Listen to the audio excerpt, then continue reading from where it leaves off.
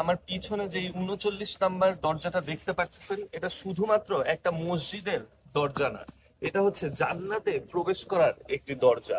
এটার ভিতরে আছে জান্নাতের সেই বাগান, জান্নাতের একটি অংশ। এই যে এই সেই মিম্বার, আর এই মিম্বারটা থেকে হযরত মুহাম্মদ সাল্লাল্লাহু আলাইহি ওয়াসাল্লামের রওজা মুবারক বা ওনার যে কবরস্থান, এইটুকুকে বলা হয় রিয়াদুল জান্নাহ, জান্নাতের অংশ বা জান্নাতের বাগান বলা হয়। আমার পিছনে এখানেই শায়িত আছেন পৃথিবীর শ্রেষ্ঠ মানব হযরত মুহাম্মদ সাল্লাল্লাহু আলাইহি ওয়াসাল্লাম।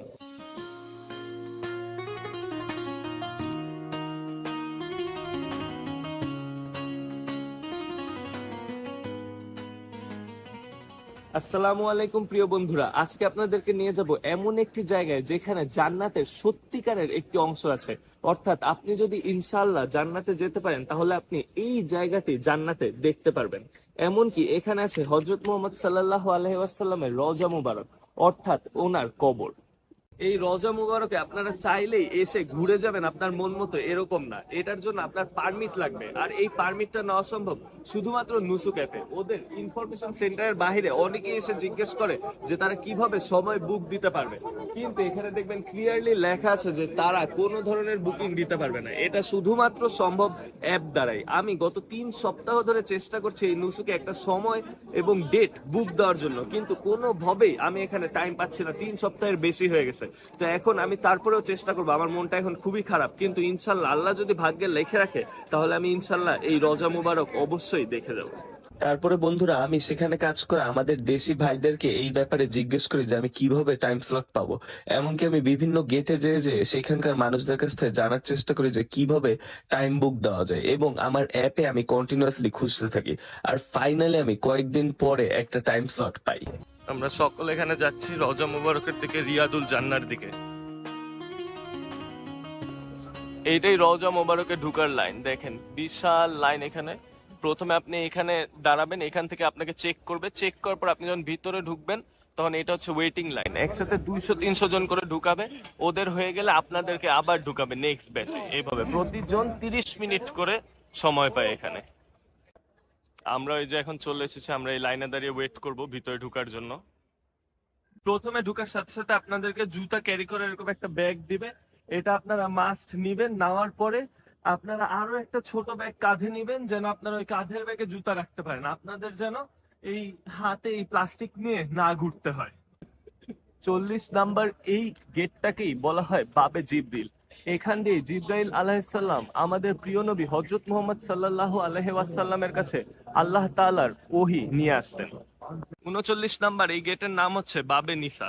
গেটটা দিয়ে আমরা এখন প্রবেশ করব, যেখানে আমরা দেখতে পারবো রিয়াদুল জান্নাহ, অর্থাৎ জান্নাতের বাগান। সেখানে আসলেই জান্নাতে আপনারা যদি কখনো যেতে পারেন ইনশাল্লাহ, তখন যে জায়গাটা দেখতে পারবেন তার একটি জায়গা এখানে রয়েছে। আমরা আরেকটু পরে আপনাদেরকে সেটা দেখাবো।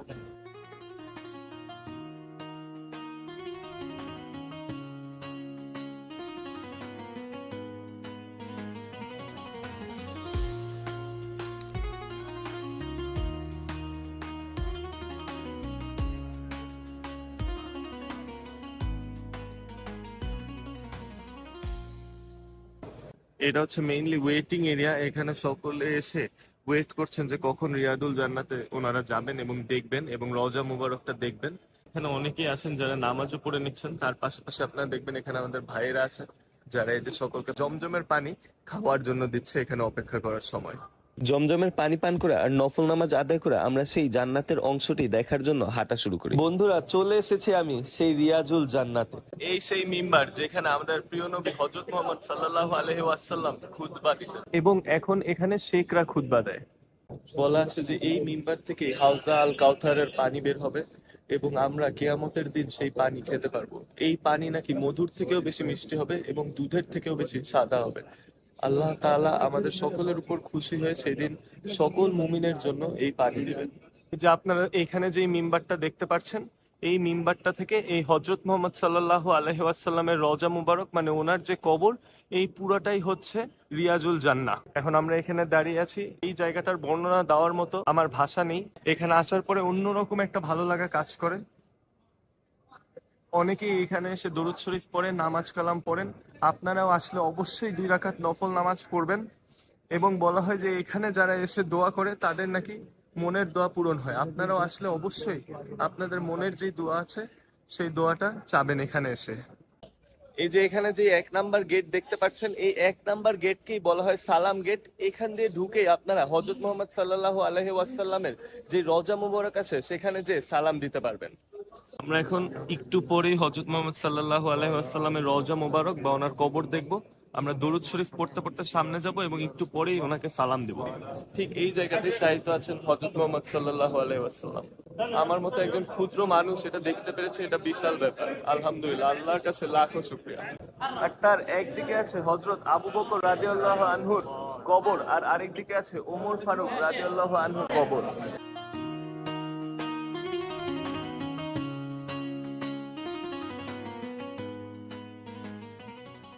বন্ধুরা, তখন আজান দেওয়ার কারণে এই রিয়াদুল জান্নার ভিতরেই আমার এশার নামাজ এবং তারাবির নামাজ পড়ার সৌভাগ্য হয়।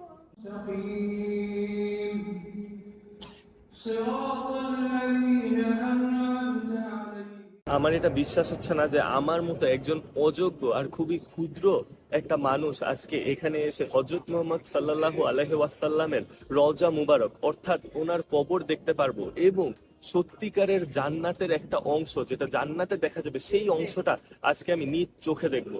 আমার এটা বিশ্বাসই হচ্ছে না যে আমাকে আল্লাহ এত ভাগ্যবান বানিয়েছেন। আলহামদুলিল্লাহ, আমি দোয়া করি আল্লাহ যেন আপনাদেরকেও তৌফিক দান করেন যে আপনারাও এই রওজা মোবারক এবং জান্নাতের এই জায়গাটা এসে দেখে যেতে পারেন।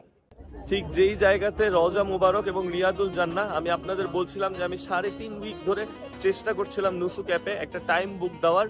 তো আমি জানতাম না যে আমার ভাগ্যে আসলে এটা লেখা থাকবে নাকি, কিন্তু অবশেষে আলহামদুলিল্লাহ যে আমি শুধুমাত্র এই জায়গাটা দেখা না, এই জায়গাতে এশার ফরজ নামাজ এবং তারাবির নামাজও পড়তে পেরেছি। আল্লাহর কাছে অশেষ রহমত। আলহামদুলিল্লাহ, সুবহানাল্লাহ।